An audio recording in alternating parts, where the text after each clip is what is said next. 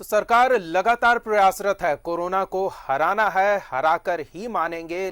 और ऐसे में जो संक्रमित हैं उन्हें उचित चिकित्सकीय सुविधा मुहैया हो, ये कोशिश की जा रही है। सरकार ने स्वास्थ्य सुरक्षा सप्ताह प्रभावी कर रखा है और ऐसे में गाइडलाइंस भी जारी किए गए हैं ताकि संक्रमण के चेन को तोड़ा जा सके। और इन गाइडलाइंस का पालन कराने की जिम्मेदारी हमारे वर्दीधारी जवानों पर है। हमारे साथ देवघर एसपी अश्विनी सिन्हा जी जुड़े हुए हैं, सीधे उनका रुख करेंगे। अश्विनी जी, स्वागत है आपका न्यूज़ 11 भारत पर। सबसे पहले तो सर बहुत बहुत धन्यवाद और आभार कि आप और आपकी पूरी टीम कोरोना से बचाने में लोगों को पूरी तत्परता से जुटी हुई है। फ्रंटलाइन वॉरियर्स के तौर पर आप खड़े हैं ताकि कोरोना के आक्रमण से आम लोगों को बचाया जा सके। ऐसे में टीम को किस तरह की चुनौतियों का सामना करना पड़ रहा है, सबसे पहले ये जानना चाहेंगे।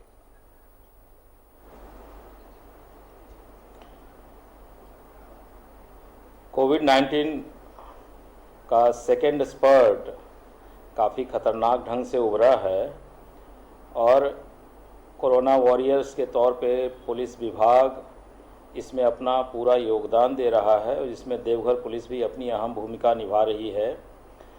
स्वास्थ्य सुरक्षा सप्ताह चल रहा है जिसमें कि एक पार्शियल लॉकडाउन का प्रोविज़न है, उसको लागू करने की जिम्मेदारी पुलिस के पास है। गैर ज़रूरी दुकानें नहीं खुली हों, गैर वाजिब लोग यहाँ पे घूमते नहीं रहें और सभी मास्क लगा करके घूमें, इसकी जिम्मेवारी पुलिस के पास है कि इसको इन्फोर्स किया जाए जी।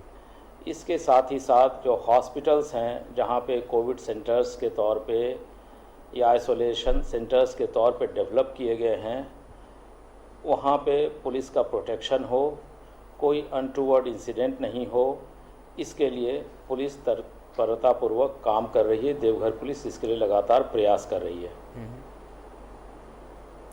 बिल्कुल अश्विनी जी, पिछली बार भी चुनौतियां काफी दुश्वारियों भरी थी।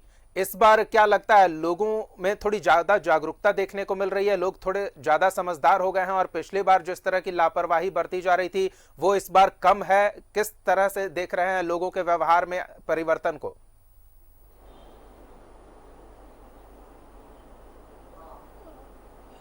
नहीं, ऐसा है कि जब फर्स्ट पैंडेमिक के तौर पे फर्स्ट स्पर्ट आया था कोविड का, कोरोना का, तो उस समय भी लोगों को जागरूक करने में, एडुकेट करने में समय लगा था। उसमें मैं गढ़वा एसपी था, लोगों को एडुकेट करके वो काम करा पाया था कि आपको लॉकडाउन को कैसे पालन करना है या कोविड के लिए आपका प्रॉपर बिहेवियर क्या है, उसको फॉलो करना है जी।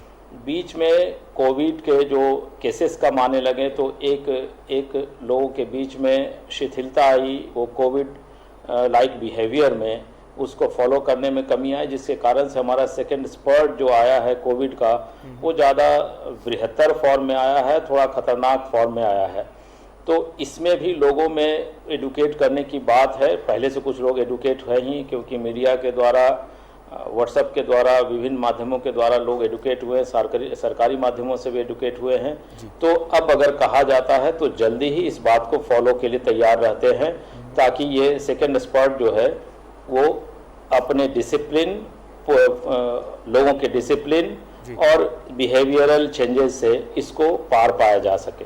बिल्कुल अश्विनी जी, आप लगातार स्थिति से जूझ रहे हैं, परिस्थितियों का सामना कर रहे हैं। ऐसे में क्या लगता है, ये जो स्वास्थ्य सुरक्षा सप्ताह है ये पूरी तरह से प्रभावी है या फिर थोड़ी और सख्ती की भी जरूरत थी? क्योंकि अभी भी आंकड़ों में बढ़ोतरी ही हो रही है, आंकड़ों में गिरावट बेहद कम देखने को मिल रही है।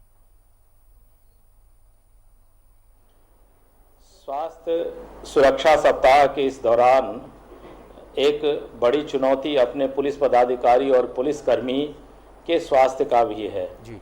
क्योंकि हमारे पुलिस पदाधिकारी, पुलिसकर्मी सड़क पे खड़े होकर के ये नॉर्म्स को लागू करने में लगे हैं, मोडालिटीज़ को लागू करने में लगे हैं ताकि ये जो चेन है, एपिडेमिक का चेन है, उसको तोड़ा जा सके।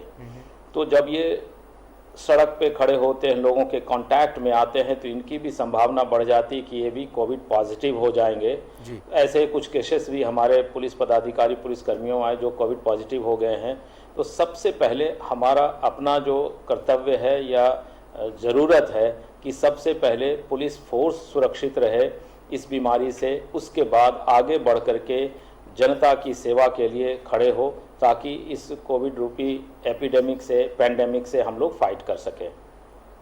बिल्कुल, इससे फाइट करना है और इससे जीतना है, और ऐसे में लोगों को क्या सलाह देंगे सर?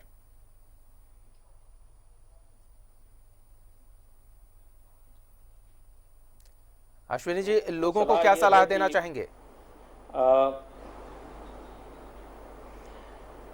पैंडेमिक के लिए जिस प्रकार की फर्स्ट स्पर्ट था, उसमें लोगों ने डिसिप्लिन दिखाया था, लोगों ने इसको अडॉप्ट किया था कि हमारा व्यवहार क्या होना चाहिए, कि दूरी बना करके रहें, साबुन से हमेशा हाथ धोते रहें, सैनिटाइज़र का यूज़ करें, मास्क पहने, फेस शील्ड लगाएं। इनका जो ये बिहेवियर था वो पहले वाले पेंडेमिक के फर्स्ट स्पर्ट में भी धीरे धीरे आ गया था।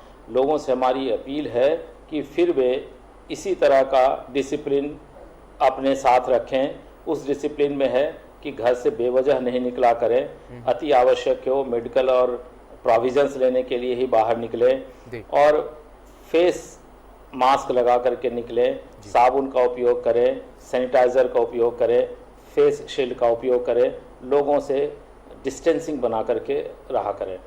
बिल्कुल। अश्विनी जी, एक और चीज़ जानना चाहेंगे, देवघर के एक हिस्से में उपचुनाव भी हुआ था, तो वहाँ कुछ विशेष सतर्कता बरती गई थी, कुछ विशेष सावधानियां बरती गई थी, क्योंकि कोरोना संक्रमितों की संख्या उस इलाके में उस हिसाब से नहीं बढ़ी है, तो मतलब एक सफल चुनावी अभियान कराने में प्रशासनिक टीम सफल रही है, इस तरह से देख सकते हैं?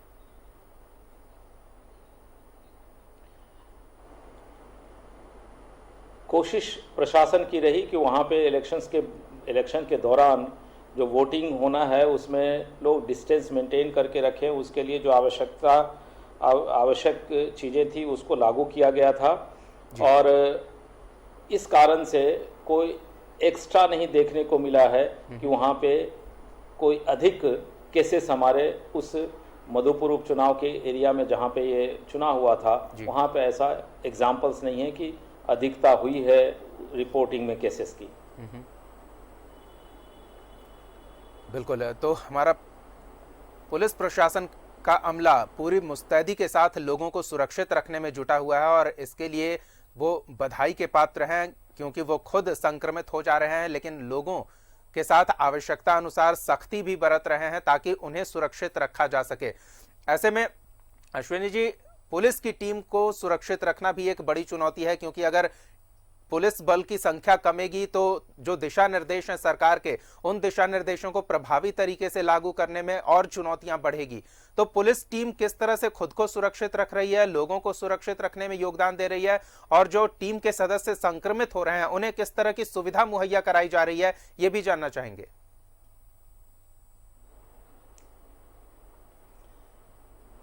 पुलिस को सुरक्षित रखना एक अहम जिम्मेवारी है पुलिस कप्तान होने के नाते, और पुलिस परिवार को भी सुरक्षित रखना एक अहम जिम्मेवारी है।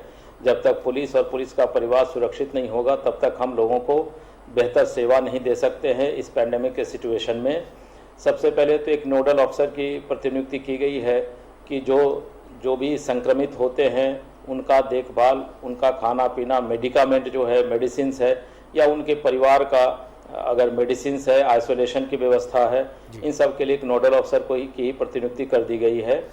दूसरा है कि सभी थाने में कोशिश की है कि सैनिटाइज़र की व्यवस्था कर दी गई है। सभी पुलिसकर्मियों को टॉवेल दिया गया है, साबुन दिया गया है, सैनिटाइज़र दिया गया है, फेस शील्ड दिया गया है, और लोगों को एडुकेट करने के लिए भी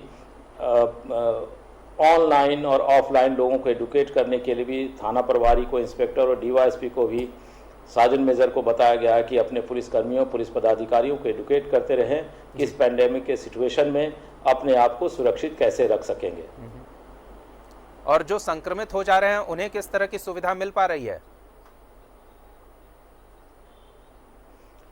सबसे पहले तो उनके लिए आइसोलेशन की व्यवस्था कर दी जाती है, और डॉक्टर के सलाह पे उनका जो मेडिसिन मिलना है, मेडिकामेंट होना है, वो कराया जा रहा है। एक आध मामले ऐसे आए हैं जिसमें कि रांची हमें रेफ़र करना पड़ा है अपने ऑफिसर को, तो वहाँ भी मेडिकल की फैसिलिटीज अवेलेबल हो, उसको हम लोगों ने इंश्योर किया है। बिल्कुल, तो ये अच्छी बात है कि अपने टीम के प्रति हमारे पुलिस कप्तान बेहद संजीदगी से ध्यान रख रहे हैं कि उन्हें कोई तकलीफ ना हो और लोगों को भी कोई दिक्कत ना हो। अश्विनी जी, अस्पताल के बाहर इस समय एक अव्यवस्था की स्थिति बन जा रही है, क्योंकि बड़ी संख्या में लोग अस्पताल पहुंच रहे हैं और अस्पताल में संसाधनों की कमी है। तो ऐसे में वो परिजन जो दुख की घड़ी में खुद को पा रहे हैं और उन पर सख्ती भी नहीं की जा सकती है, क्योंकि वो खुद करा रहे हैं इस पीड़ा से, तो उनसे निपटने के लिए कोई विशेष तैयारी पुलिस टीम ने की है?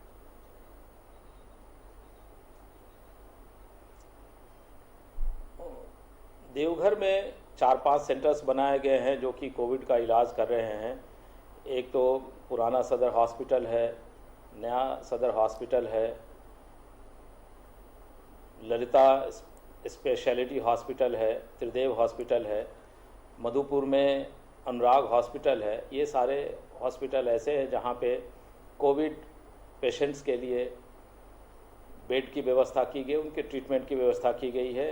इतने ईयर मार्क हैं, तो वहाँ पे कोई अव्यवस्था नहीं हो, असामान्य स्थिति नहीं हो। वहाँ पे पुलिस फोर्स की तैनाती की गई है, पुलिस पदाधिकारी की तैनाती की गई है, उनकी ब्रीफिंग की गई है कि जो यहाँ पे अनावश्यक लोग भीड़ नहीं लगाएं, परिजन भी नहीं जाएं वहाँ पे, क्योंकि अगर आप एक कोविड का जो वार्ड है वहाँ पे उनके परिजन जाते हैं तो पूरी संभावना रहती है कि वो भी कोविड संक्रमित हो जाएं। तो नहीं जाने के लिए हम अपने ऑफिसर और पुलिसकर्मियों को ब्रीफ किए कि वो ऐसा प्रेरित करें कि नहीं जाएं, अनटूवर्ड इंसिडेंट नहीं हो। और अगर किसी की मौत हो जाती है तो निश्चित तौर पे वो दारुण स्थिति होती है, लेकिन पुलिसकर्मियों को कहा गया कि धीरज के साथ और सिंपैथेटिक वर्ड के साथ उनके साथ ट्रीट करें, और लेकिन सख्ती में कमी नहीं होनी चाहिए कि वे वार्ड में चले जाएं या खाना पहुंचाने के नाम पे किसी और के नाम पे वहाँ पे चले जाएं। और हमारी जो पीसीआरस है, जो मेडिकल सेंटर्स बने हुए कोविड के, उनके एक कॉल पे उपस्थित रहती है, एक कॉल पे वहाँ पर पहुँच जाती है ताकि कोई अप्रिय स्थिति का सामना नहीं करना पड़े। अभी तक कोई अप्रिय स्थिति नहीं बनी है। हम लोग उसके लिए पूरी तरह से तत्परता से तैयार हैं कि जो डॉक्टर्स अभी इस संक्रमण की स्थिति में काम कर रहे हैं उनको सिक्योरिटी और सेंस ऑफ सिक्योरिटी दोनों दे सके, इसके लिए हम लोग प्रयासरत हैं। बिल्कुल, कई जगहों से ऐसी भी सूचना आई है कि बड़ी संख्या में एक ही इलाके से लोग संक्रमित निकले हैं, तो उसे कंटेनमेंट जोन घोषित करके उसकी घेराबंदी करके तमाम सावधानियां बरतनी होती है। तो क्या देवघर में भी इस तरह की चुनौती सामने आई है या फिर अभी स्थिति सामान्य है? अभी ऐसा कोई पॉकेट नहीं सामने आया है जहां पे कि अत्यधिक संख्या में संक्रमित सामने आए हों। एक स्पोरेडिक फॉर्म में है, सब जगह फैला हुआ, बिखरा हुआ है। तो अभी कंटेनमेंट जोन की ज़रूरत नहीं पड़ी है। अगर कंटेनमेंट जोन की ज़रूरत पड़ती है, वैसी संभावना अगर बनती है, तो सिविल एडमिनिस्ट्रेशन के साथ मिलकर के उसकी व्यवस्था कर ली जाएगी। बिल्कुल। अश्विनी जी, एक और महत्वपूर्ण समस्या से जुड़े सवाल है कि अभी दवाओं की कालाबाजारी, राशन की कालाबाजारी बहुत सामने आ रही है। लोग स्टॉक रख ले रहे हैं और उसे ऊंचे कीमत पर बेच रहे हैं।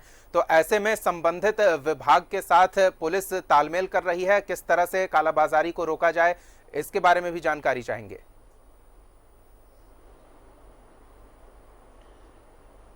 इस पैंडेमिक के सिचुएशन में सिविल एडमिनिस्ट्रेशन और पुलिस एडमिनिस्ट्रेशन सेम पेज पे है। डीसी साहब से एसडीओ हों, डीएसओ, इन सब से बातचीत होती रहती है और जहां हमें ज़रूरत होती है उनको सूचना दी जाती है। उन्हें जब ज़रूरत होती है कि पुलिस फोर्स की व्यवस्था की जाए इन नियमों को लागू करने के लिए, उन्हें पुलिस फोर्स उपलब्ध कराया जाता है। तो अभी सिविल एडमिनिस्ट्रेशन और पुलिस एडमिनिस्ट्रेशन कंधे से कंधे मिला करके इस काम को कर रहा है। देवघर में ऐसी कालाबाजारी की, अनाज की कमी की सामने बात नहीं आई है। दवाइयों की कालाबाजारी के बजाय दवाइयों की कुछ कमी है जो सामने आती है, लेकिन फिर भी देवघर में स्थिति काफ़ी अच्छी है और वैसी कोई विकट स्थिति नहीं है दवाइयों के बारे में भी। बिल्कुल, और बाजार अभी भी खुले हुए हैं, आवश्यक सामग्री की दुकानें भी खुली हुई है, तो दुकानदार तमाम नियमों का पालन कर रहे हैं। ये सुनिश्चित कराने के लिए हर दुकान तक पुलिस को पहुंचना फिलहाल एक बहुत ही मुश्किल भरा काम लगता है। तो उस स्थिति में किस तरह से निपट रहे हैं, क्योंकि संख्या बल तो उतनी ही है लेकिन चुनौतियां ज्यादा बढ़ गई है। एक तो मैं यहाँ की जो आम जनता है उनको धन्यवाद देना चाहता हूं कि खुद भी जब ये स्वास्थ्य सुरक्षा सप्ताह बताया गया तो खुद भी उस डिसिप्लिन में आ गए। जो ज़रूरी नहीं थे वो दुकानें बंद रही हैं, और जो दुकानें ज़रूरी थी, जो गाइडलाइन के अनुसार से मेडिकल की दुकानें हों, ग्रॉसरी की दुकानें हों, फल और सब्जी की जो दुकानें हैं, वो भी बिना मास्क के कोई भी नज़र नहीं आता, मास्क पहन करके रहते हैं, सैनिटाइज़र का यूज़ करते हैं, यथासंभव सोशल डिस्टेंसिंग का जो प्रोटोकॉल है उसका भी पालन करने की कोशिश करते हैं। तो एक तो डिसिप्लिन लोगों में ही है, और जो बच जाता है रेस्ट वो सिविल एडमिनिस्ट्रेशन और पुलिस एडमिनिस्ट्रेशन चौक चौराहे नुक्कड़ और सड़क पर उतर करके इसको फॉलो कराने के लिए दृढ़ संकल्प है, और हम लोग करा भी रहे हैं इसको। बिल्कुल। और विभिन्न धाराओं के तहत कार्रवाई का भी प्रावधान है, जुर्माना काटने का भी प्रावधान है, तो कितनी कार्रवाई करनी पड़ी है पुलिस टीम को और जुर्माना भी वसूला जा रहा होगा?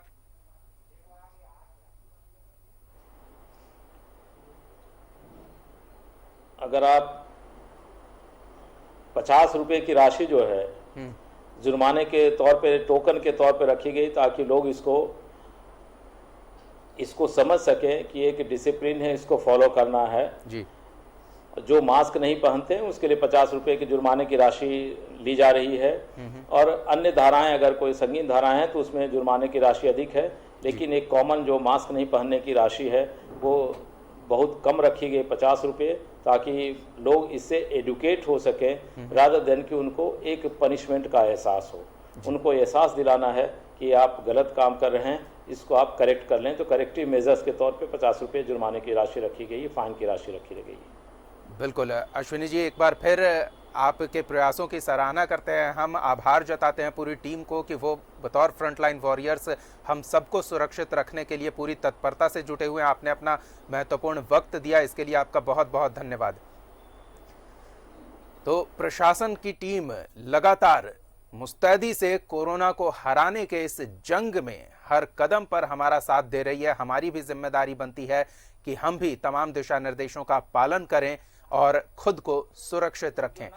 ब्रेक के बाद स्वागत है आपका 11 स्पेशल में। हम बात कर रहे हैं किस तरह से कोरोना को हराने में हम अपनी भूमिका का निर्वहन कर रहे हैं। सरकार प्रयासरत है और प्रशासनिक अमला पूरी मुस्तैदी से कोरोना के सामने खड़ा है ताकि उनके पीछे हम सुरक्षित रह सकें। धनबाद का रुख करेंगे। धनबाद डीसी उमाशंकर सिंह हमारे साथ जुड़े हुए हैं। उमाशंकर सिंह जी, बहुत बहुत स्वागत है आपका न्यूज़ 11 भारत पर। सबसे पहले बहुत धन्यवाद और आभार आपको और आपकी पूरी टीम को, जो हर एक व्यक्ति को सुरक्षित रखने में उन्हें पर्याप्त सुविधा मुहैया कराई जा सके, इसके लिए पूरी तत्परता से हर पल हर समय लगे हुए हैं। सबसे पहले तो सर ये जानना चाहेंगे किस तरह की चुनौतियों का सामना करना पड़ रहा है आपको, आपकी टीम को इन हालातों से निपटने के लिए? मुख्यतः आज के परिवेश में सिर्फ दो चुनौतियां हम लोग फेस कर रहे हैं। पहला तो ये कि हर दिन संक्रमण बढ़ रहा है और इन संक्रमित मरीजों की कॉन्टैक्ट ट्रेसिंग और इनको आइसोलेशन करने की एक चुनौती है, जिसमें कि हमारी टीम पूरी तरीके से लगी हुई है। जो हॉटस्पॉट एरियाज़ हैं उनको कैसे कंटेन किया जाए, कैसे उन एरियाज़ में तीव्र रफ्तार में सैंपल टेस्टिंग कराई जाए और वहाँ के लोगों को आइसोलेट किया जाए, ये तो एक चुनौती हो गई। दूसरी चुनौती जो सबसे महत्वपूर्ण रूप से उभर कर सामने आई है वो है O2 सपोर्टेड बेड्स की। अधिकांश मरीज जो पॉजिटिव हो रहे हैं उनको O2 सपोर्ट की ज़रूरत पड़ रही है, और हालांकि जिला हमारा लगातार प्रयासरत है और आज के दिन में लगभग 500 बेड हमारे आईसीयू बेड रेडी हैं।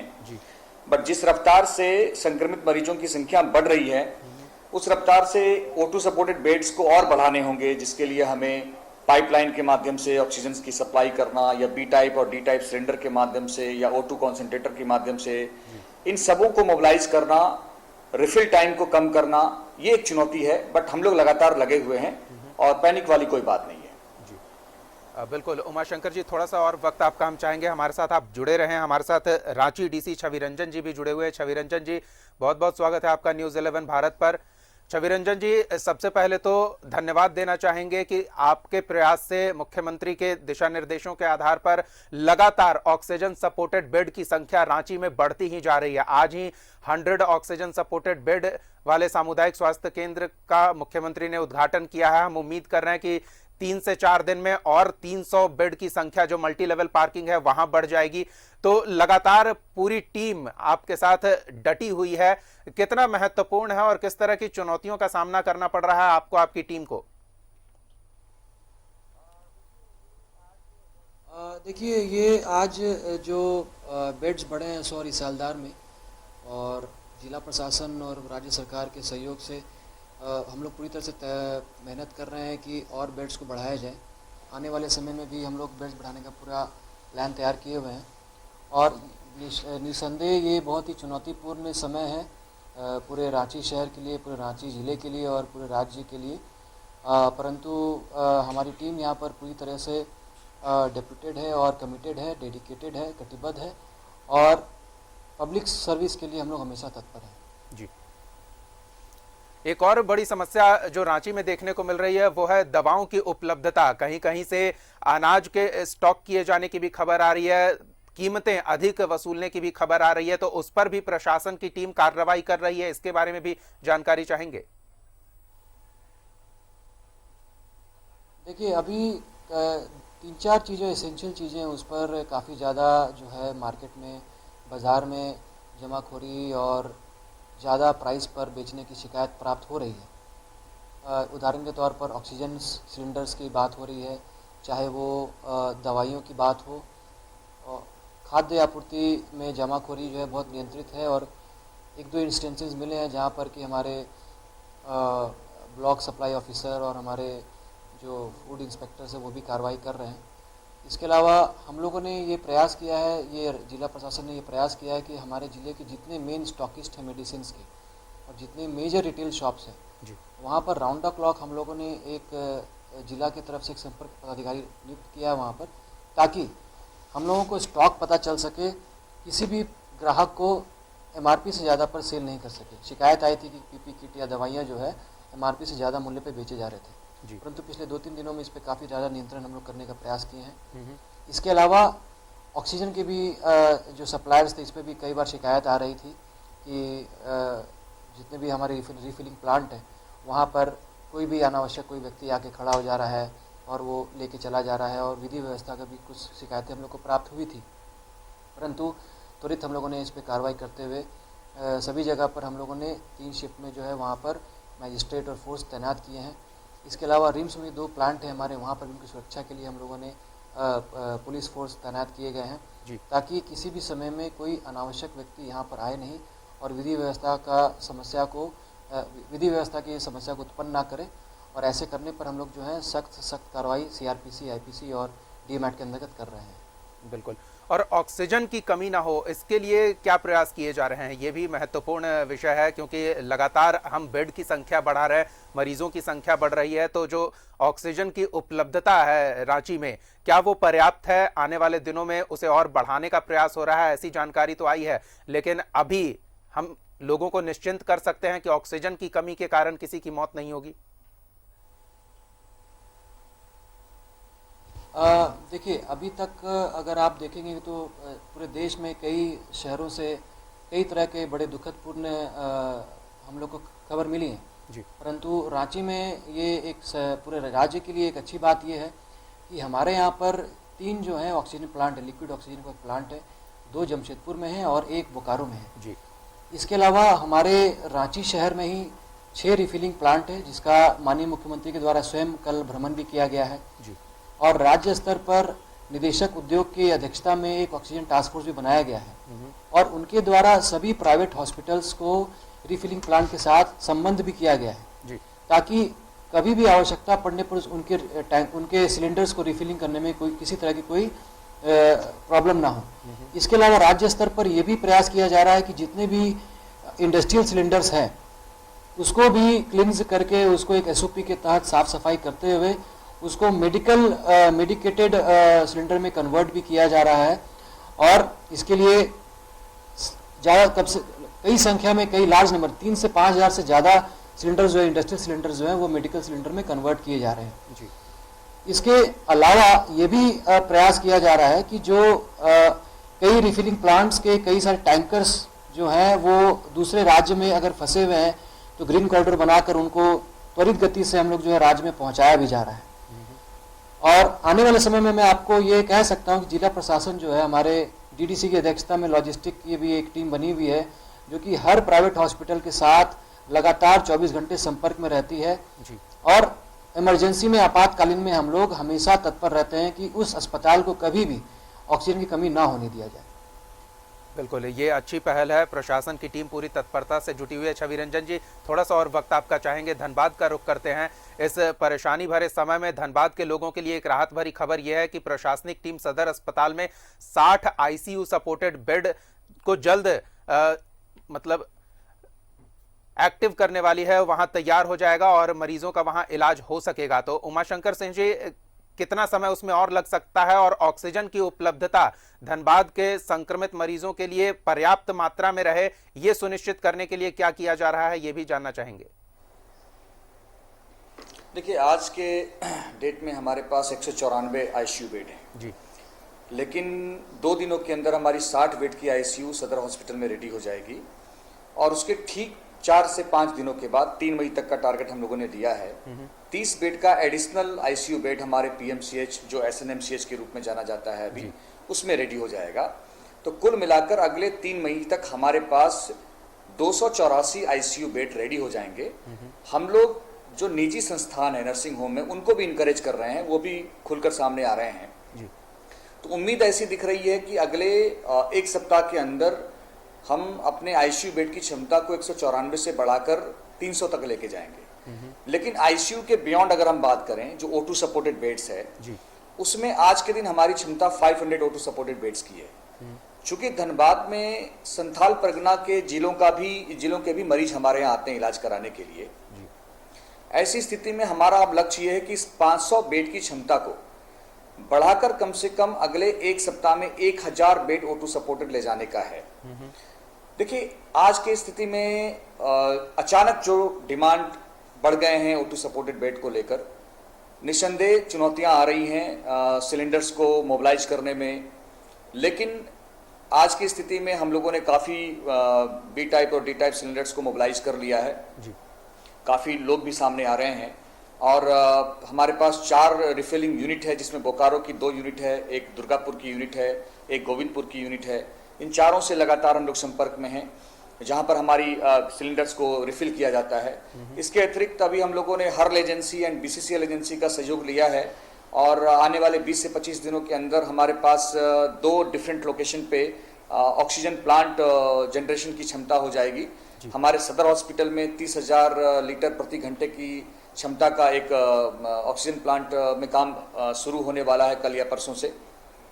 तो मुझे लगता है कि हम लोग O2 सपोर्ट को लेकर अपने आत्मनिर्भरता की ओर आगे बढ़ रहे हैं और किसी भी परिस्थिति में लोगों को परेशान या पैनिक होने की आवश्यकता नहीं होगी।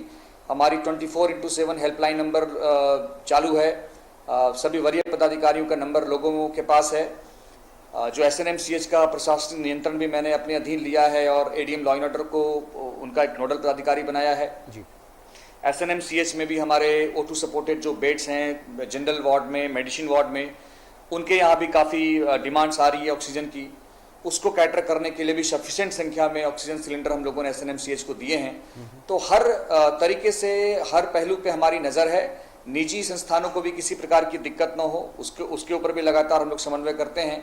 तो आज की स्थिति में हम लोग कॉन्फिडेंट हैं कि इस बहुत बड़ी आपदा से निपटने को जिला प्रशासन पूरी तरीके से तैयार है। बिल्कुल। एक महत्वपूर्ण सवाल ये है उमाशंकर जी कि जो जांच केंद्रों पर जांच हो रही है उसकी रिपोर्ट आने में काफ़ी समय लग जा रहा है, तो ऐसे में ट्रेस कर पाना संक्रमित जो मरीज निकलते हैं उन्हें एक चुनौती हो जाती है और जब तक उनकी रिपोर्ट आती है तब तक न जाने वो कितने लोगों के संपर्क में आ जाते हैं। तो इस समस्या के समाधान के लिए किस तरह से पहल की जा रही है? देखिए, इसमें हम लोगों ने 2 तरीके से पहल की है। पहला तो जो हमारा आरटीपीसीआर और ट्रूनेट की टेस्टिंग यूजुअली जो ट्रेडिशनली होती आ रही थी उसको हम लोग कर ही रहे हैं। आरटीपीसीआर को थोड़ा और हम लोगों ने स्मूथन किया है हम लोगों ने जो सैंपल कलेक्शन से लेकर सैंपल टेस्टिंग तक के जो टाइम थे उसको काफ़ी मिनिमाइज करने का प्रयास किया है। दूसरा एक अहम प्रयास हम लोगों ने ये किया है कि हमारे जो फ्लोटिंग पॉपुलेशन है, जो वल्नरेबल पॉपुलेशन है, जो रेलवे स्टेशन पे आते हैं, जो बस स्टैंड पे आते हैं, जो इंटरस्टेट चेक पोस्ट पे आते हैं, उनको कैटर करने के लिए रैट टेस्ट किट का सहारा हम लोग ले रहे हैं, जिसमें हम लोगों ने यहाँ की जो प्राइवेट एजेंसीज हैं, PSU एजेंसी, उनका सहयोग लिया है। और कल भी हमारे पास लगभग 10 से 20 हज़ार के आसपास रैट किट आएंगे। इसमें कुछ राज्य सरकार से भी हमें प्राप्त होता है। तो रैट किट के माध्यम से भी हम कर रहे हैं, ट्रूनेट के माध्यम से भी कर रहे हैं, RT-PCR के माध्यम से भी कर रहे हैं। एक तीसरा भी हम लोगों ने ये पहल किया है कि यहाँ के 2 डायग्नोस्टिक सेंटर को CT चेस्ट के लिए और एक्सरे चेस्ट के लिए डेडिकेट कर दिया गया है, ताकि यदि लोगों को सीधे अपना HRCT कराने की जरूरत पड़े तो वो वहाँ पे जाएंगे। 24 घंटे वो काम होता है वहाँ पे, और मरीज उसके आधार पे भी जाएं, अपना इलाज अपना वहाँ पे CT टेस्ट करा सकते हैं। और एक डायरेक्शन जो हम लोगों ने सभी संस्थानों को दिया है कि जब भी मरीज आपके यहाँ सिम्टम्स लेकर जाएगा तो आपको किसी प्रकार की रिपोर्ट की मांग नहीं करनी है। आपको उनके साइन सिम्टम्स को देखते हुए तुरंत एडमिट कराना है, तुरंत कोविड ट्रीटमेंट प्रोटोकॉल का पालन करना है और उसकी इलाज शुरू कर देनी है। आपने जो प्रश्न पूछा कॉन्टैक्ट ट्रेसिंग का, उसके लिए मैंने अभी जस्ट आपको कहा था कि हम लोग हर दिन, हमारी 6 मोबाइल टीम है, हर मोबाइल टीम के साथ दंडाधिकारी हैं और उनके साथ 3-3 LT काम करते हैं।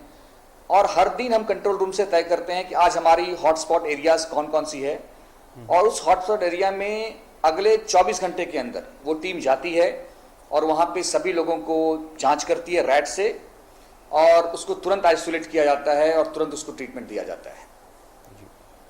तो ये अच्छी कवायद हो रही है संक्रमितों को चिन्हित करने में और उन्हें आइसोलेट करने में। रांची का एक बार रुख कर लेते हैं। छवि रंजन जी, आज एक खबर आई, चिंता बढ़ाने वाली खबर आई, रांची रेलवे स्टेशन पर टेस्ट किट के खत्म हो जाने की, जो सदर अस्पताल से मुहैया कराया जाता है, और ऐसे में बड़ी संख्या में यात्री जो रांची रेलवे स्टेशन पर उतरे उनकी जांच नहीं हो पाई। तो क्या ये समस्या है टेस्ट किट की उपलब्धता?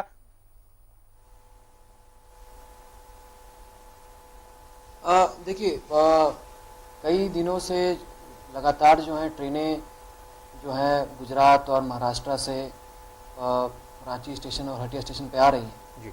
और पूरी हमारी जो टेस्टिंग टीम है वो तैनात होकर यात्रियों को रैंडमली और कभी कभार पूरे ट्रेन की सभी यात्रियों की जांच भी करती है, और निरंतर आगे भी करते रहेंगे हम लोग। और जहाँ तक किट के ख़त्म होने की बात कर रहे हैं आप, तो ये रैंडमली हम लोग करते हैं, और जिन लोगों को पहले हम लोग स्क्रीनिंग करते हैं, अगर वो एसिम्प्टोमेटिक होते हैं तो उनकी भी जांच हम लोग कंपलसरीली करते हैं जी। किट की कोई कमी नहीं है, NHM से हम लोग को पूरा सहयोग मिल रहा है, और आने वाले समय में भी किट की कमी कभी नहीं रहेगी जी। एक और खबर जो हम तक आई, हम चाहेंगे उस पर अपडेट कर दें आप सर। रविवार को भी आपने नर्स एसोसिएशन के साथ मिलकर उन्हें आश्वस्त कराया था कि उनकी समस्याओं का समाधान होगा, उनकी मांगें पूरी कर ली जाएगी, लेकिन अंतिम जानकारी जो हम तक आई है वो ये कि वो हड़ताल पर अभी भी डटे हुए हैं, काम पर नहीं लौटे हैं। चाहेंगे अपडेट कर दें आप सर, क्या मामला है? देखिए, कुछ जो कम्युनिटी हेल्थ वर्कर जो CHO हैं जी, उनको एक प्रोत्साहन राशि मिलने का एक प्रावधान रहता है, और वो पिछले कई महीनों से उनके भुगतान लंबित थे। और उसके बाद कल जो है विशेष परिस्थिति में उनको 3 महीने का हम लोगों ने इंसेंटिव भुगतान करने का प्रस्ताव को संचिका पे हमने अनुमोदित भी किया था जी। और उसके बाद जो CHO थे उनके द्वारा आश्वासन भी दिया गया था कि वो लोग अपने काम पे लौट जाएंगे आज से। तो उनके कुछ ऐसे CHO जो कि प्रेग्नेंट हैं या लैक्टेटिंग हैं, उनके द्वारा रिक्वेस्ट किया गया कि वो लोगों को कोविड पे कॉल नहीं किया जाए जी। परंतु बाकी जो है वो लोग आज लौट गए हैं, और कुछ लोग लौटने के क्रम में हैं अभी। परंतु सवाल ये नहीं है दीपक जी, सवाल ये है कि कोरोना काल में जब हम एक जंग लड़ रहे हैं, ये एक आपातकालीन स्थिति है जो कि एक वॉर की तरह हम लोग इसको लड़ रहे हैं। बिल्कुल। और ऐसे में किसी का इस जंग में अपना पीठ दिखाना ये एक बहुत ही हम लोग जिला प्रशासन के लिए सही नहीं होगा। मैं अभी भी सभी ऑल कोरोना वॉरियर्स, चाहे वो हेल्थ वर्कर हो, चाहे वो डॉक्टर्स हो, चाहे वो अन्य कर्मी हो, चाहे वो मैजिस्ट्रेट हो, चाहे पुलिस फोर्स हो जी, सभी लोग अपनी ड्यूटी बड़ी जिम्मेदारी से निभाएं, क्योंकि ये एक टीम वर्क है। इसमें अगर एक भी अगर व्यक्ति और एक भी कर्मी अगर ठीक से काम नहीं करता है तो वो पूरे अस्पताल के संचालन में कहीं ना कहीं उसमें दिक्कतें आ जाती हैं, और इसका सीधा खामियाजा जो है वो सीधे मरीज को या उसके परिवार वालों को उठाना पड़ता है। जी। मैं सभी लोगों को यही कहूँगा कि जब आप अपने को उस दूसरे के जो मरीज है उसके जूते में अपना पैर डाल के रखें, you put your foot in their shoes and then you will feel कि आपको पता चलेगा कि किस दर्द और किस पीड़ा से वो गुजर रहे हैं। बिल्कुल। ऐसे में ये आवश्यक है कि हम लोग इस ओकेजन पे राइज करें और देश सेवा से, जन सेवा से भाव से हम लोग इसको काम करें। इसको एक ड्यूटी की तरह ना ले, इसको 10 से 6 की एक नॉर्मल ड्यूटी ना ले। आपातकालीन समय में हम लोग को आपातकालीन काम करना पड़ता है, एक्स्ट्रा ऑर्डिनरी टाइम में हम लोग को एक्स्ट्रा ऑर्डिनरी काम करना ही पड़ता है। इसलिए मैं सभी हेल्थ वर्कर्स और सभी डॉक्टर से ये अपील करूंगा कि आप लोग शीघ्र अपना ड्यूटी ज्वाइन करें। हमें बाध्य ना करें कि हम लोग किसी तरह का अनुशासनिक कार्रवाई करें जिससे कि आपको आगे वाले समय में भी दिक्कत पड़ सकती है। बिल्कुल। अच्छा विरंजन जी, आपने सेवा भाव का जिक्र किया तो ऐसे में एक और चीज आपके संज्ञान में लाना चाहेंगे। हम पहले भी ये खबर दिखा चुके हैं कि पैसा और पैरवी रिम्स में या अन्य निजी अस्पतालों में जो सरकार की मदद के लिए तैयार हुए हैं, जहां कोविड केयर यूनिट के लिए अलग से बेड की व्यवस्था की गई है, वहां पैसा और पैरवी काफी चल रहा है। तो ऐसे में जरूरतमंद लोगों को क्या बेड मिल पाएगा? देखिए, निश्चित रूप से हम लोग ये प्रयास कर रहे हैं कि मरीज हर क्लास के लोग आ रहे हैं और हम लोग का जिला प्रशासन का ये प्रयास रहा है कि सभी तरह के व्यक्तियों को अटेंड किया जाए। हमारा बेड मैनेजमेंट कंट्रोल रूम भी तैयार किया हुआ है। यहाँ पर हर व्यक्ति जो है उस पर बेड की उपलब्धता की जानकारी ले सकता है। हमारे सदर अस्पताल और रिम्स में मैं पर्सनली और हमारे जिला प्रशासन की टीम जो है वो लगातार तैनात है। कुछ भी तरह का SOS कॉल आता है तो हम लोग डायरेक्टली रिम्स और सदर अस्पताल में बात करके उनकी एडमिशन भी करवाते हैं जी। और यदि आवश्यकता पड़ती तो हमारी टीम तुरंत वहाँ पहुँचती भी है। जहाँ तक प्राइवेट अस्पताल की बात है तो प्राइवेट अस्पताल में आपदा प्रबंधन विभाग से और चिकित्सा विभाग के सहयोग से एक आदेश निकला है और प्रत्येक प्राइवेट हॉस्पिटल्स पे अंडर सेक्रेटरी रैंक के कुछ ऑफिसर्स को तैनात किया गया है, जिसके माध्यम से ये सुनिश्चित किया जा रहा है कि वहाँ पर अगर कोई पेशेंट एडमिट हो रहा है तो डेफिनेटली उसका कोई रेफरेंस रहे, या वो सामान्य आदमी हो चाहे किसी भी वर्ग का आदमी हो, उसका एडमिशन कराया जा रहा है। मेडिका हो चाहे मेदांता हो, कोई भी अस्पताल हो, आप अगर देखेंगे तो ऐसा नहीं कि सारे मरीज जो है वो VIP या पैसे वाले हैं जी।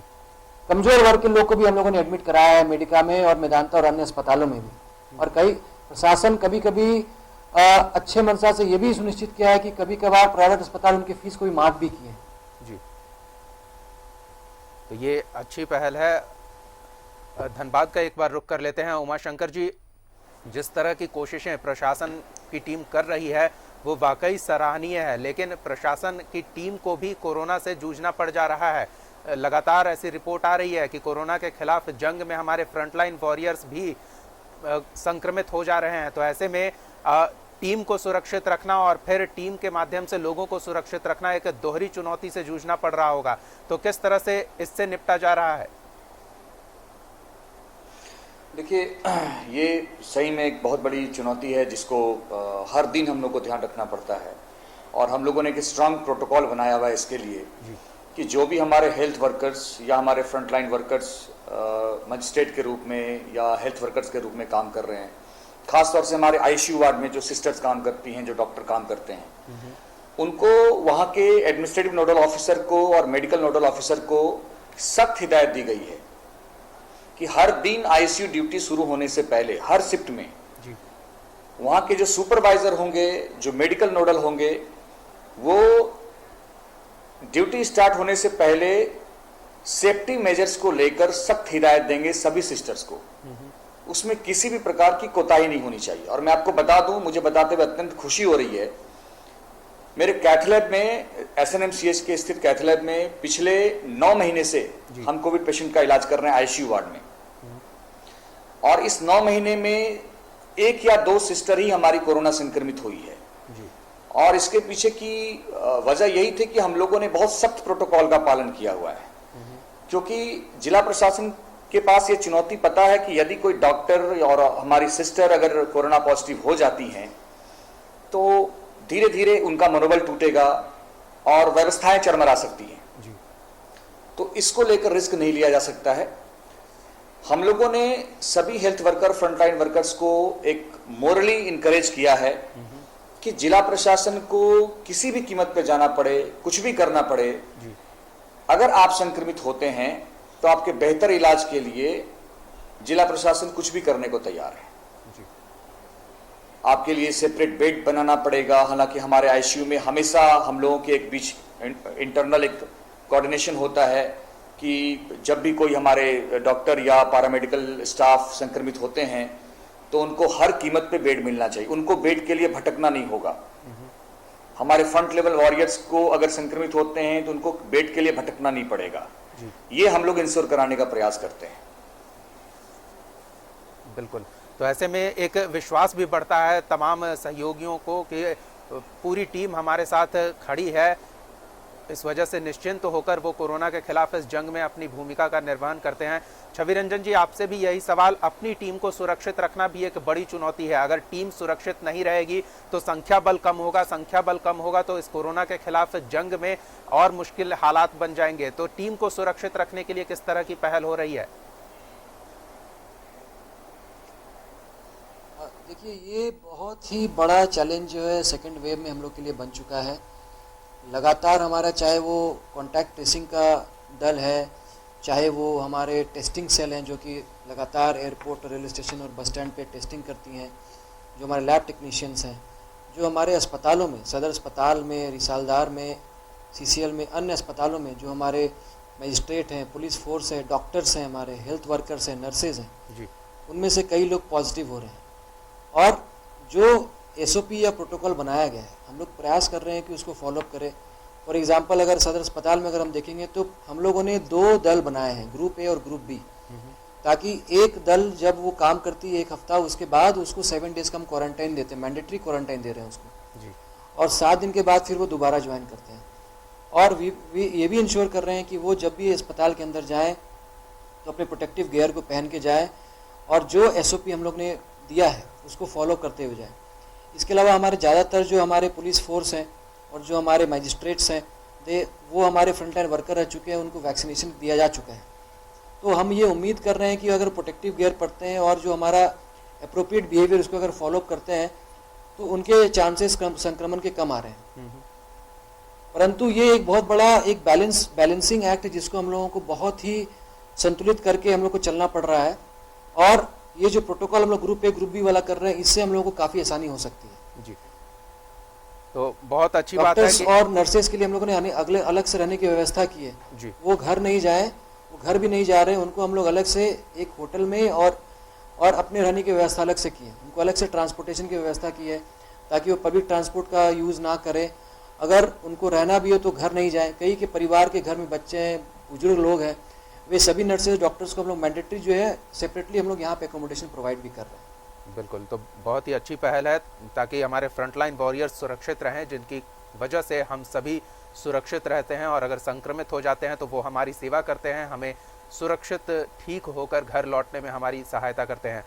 उमाशंकर सिंह जी और छवि रंजन जी, आप दोनों ने अपना बहुत ही महत्वपूर्ण वक्त दिया हमें, इसलिए बहुत बहुत धन्यवाद। और एक बार फिर आभार कि आप पूरी तत्परता से, पूरे लगन के साथ डटे हुए हैं कोरोना को हराने के इस जंग में। बहुत बहुत धन्यवाद। 11 स्पेशल में फिलहाल इतना ही। आप देखते रहिए न्यूज़ 11 भारत।